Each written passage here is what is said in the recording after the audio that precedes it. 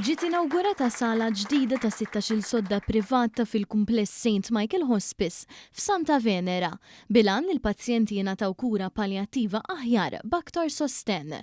Il-Ministru għas-Saħħa Joe Etienne Bella spjega li dan qed isir b'investiment ta' 10.5 miljun euro fuq perjodu ta' 3 snin u se jkun qed jara bejn wieħed u ieħor mal-500 pazjent fis-sena. Din is-sala imamra biex il-pazjenti jkunu jistgħu jorqdu hemm, waqt li minn kull kamra wkoll ikollhom aċċess għall-ġnien li joffri spazju seren kemm lill-istess pazjenti kif ukoll il-rabathom fażi mill-aktar delikata f'ħajjithom. Gvern qed jagħmel tajjeb b'10 miljuni u nofs euro tul it-3 snin li ġejjin, dawk jikkaverjaw spejjeż ta' staffing ta' infermiera, tobba, speċjalisti fil-kura paljattiva sabiex inkunu nistgħu noffru lil dawn il-persuni u l-qraba tagħhom kura kompassjonali, kura holistika u multidisciplinari.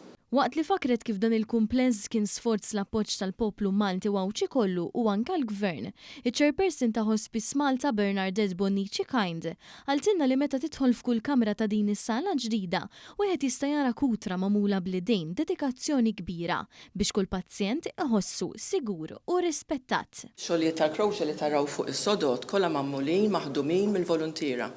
Għamlu 16-il waħda, lestowhom kollha in time u ovvjament aħna kontenti ħafna kburin li kulħadd ħa parti ta' dal-proġett. Jien dik li nħobb ngħid li dal-proġett sar bis-saħħa ta' kulħadd.